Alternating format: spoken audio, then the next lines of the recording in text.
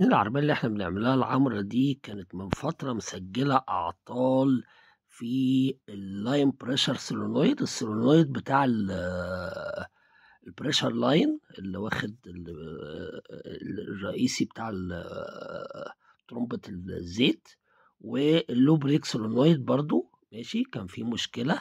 تمام. ولما راح أحد المراكز قالوا له علبة البروف عايزة تتنضف أو هنكشف عليها وعلى الصبابات بتاعتها. طيب وكانت برضو مسجلة مشكلة في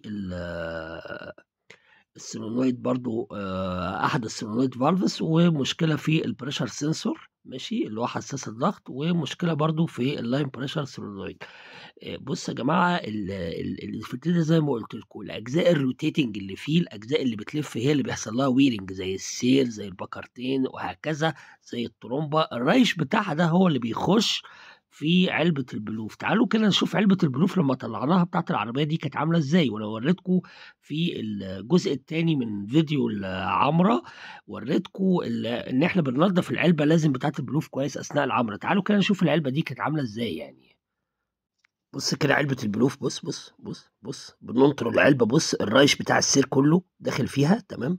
انا ما بقولكش ان هي ما بتعطلش كهربائيا ولا ميكانيكيا، هي بتعطل، بس لما يكون العطل بسبب رايش زي كده وتروح مركز يقول لك انا نضفت لك علبة البلوف او غيرت لك ما اعرفش ايه، لا لازم تشوف الرايش ده جاي منين، او تعرف ان انت بقى ابتدى يبقى عندك مشاكل في السير او الطرابير او الايه،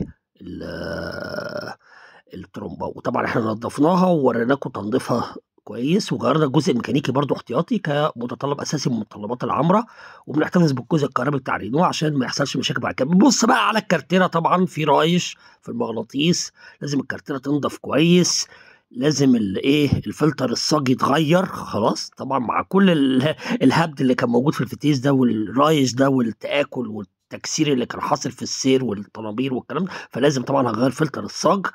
وعلبه البلوف عشان تبقوا عارفين هي الاكسس بتاعها سهل، احنا بنركب دلوقتي العلبه الاكسس بتاعها سهل، فيعني انت بتفك الكارتيره ثم فلتر الصاج توصل علبه البلوف. عشان كده كل ما علبه البلوف تسجل عطله عند حد يروح اي مركز يقوم منضفها له، وينضف له بقى بالمره الكارتيره واللي غير له فلتر الصاج والزيت ويقول له كده تمام. احنا لازم ندور الرايس ده جاي منين يا جماعه. هي بتعطل، ممكن اعطال كهربائيه وبتعطل اعطال ميكانيكيه، لكن لازم لما نلاقي فيها رايش والمركز يقول لك انا نضفتها لك بالرايش، تعرف ان الفتيس ده ابتدى يحصل مشكله في الترومبه، فيها تآكل، هي اللي مطلعه الرايش، او السير هو اللي مطلع الرايش، وغالبا بيبقى السير. تمام. ده للتوضيح. ولازم الكارتيره تنضف كويس والمغناطيس ينضف كويس قبل ما نقفل، وبنحط يا اما جوان يا اما سيليكون حراري على الكارتيره، ده لازم برضو. انا بقول لكم على تريك